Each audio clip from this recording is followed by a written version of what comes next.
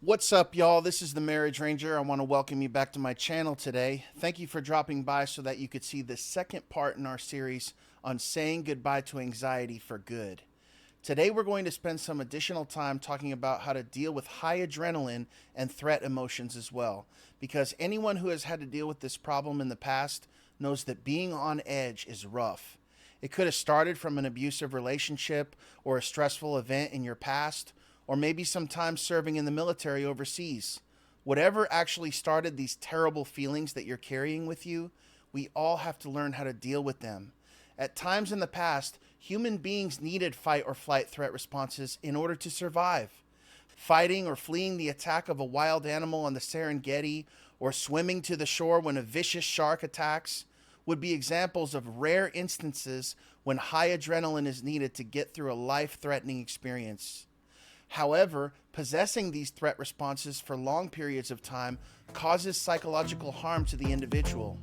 So today we're going to discuss using Christ-Centered Mindfulness to heal the pain of trauma, let go of anger, combat anxiety, and deal with any number of detrimental threat emotions that we may be facing on a daily basis.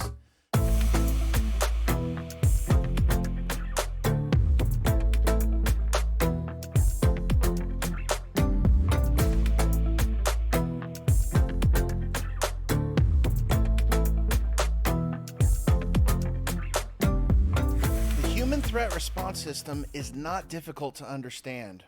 It's like a bowl of water mixed with dirt. In the midst of all the cloudiness and debris, the liquid is still pure. Remove the dirt or allow it to settle at the bottom of the bowl, and the water will become noticeably clear and pure again. And the same principle applies to our minds.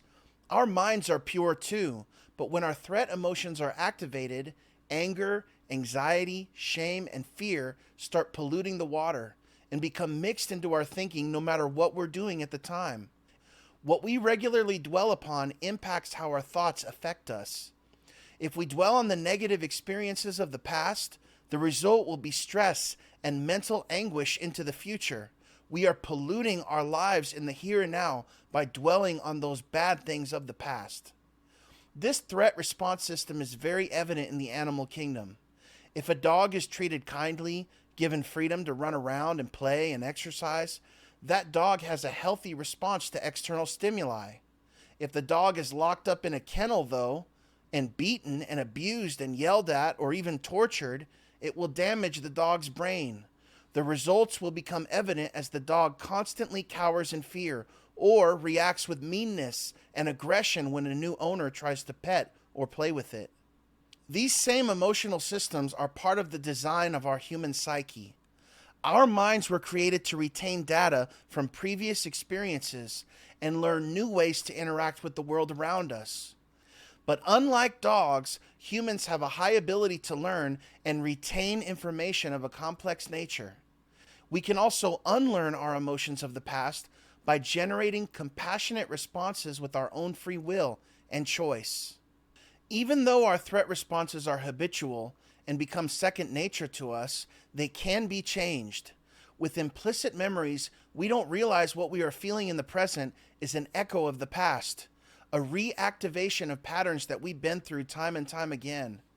Our brains trick us into overreacting in a way that is out of proportion to the present situation that we're in. And it's really hard to unlearn something, I know. Nevertheless, those neural pathways can be rerouted by forsaking older habits and learning new habits instead.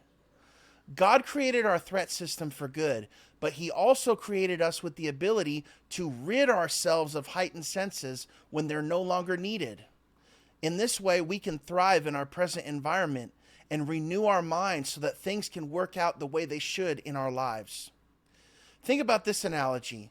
While walking through the woods or any forested outdoor area, a pathway starts to form over areas that we've often tread. If we take a new path, though, another trail will gradually start to appear and become easier and easier for us to walk on in the future. Why is that the case?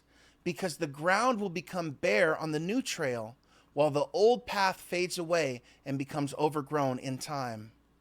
Our minds work in a similar way. Pathways within the brain are formed by threat emotions.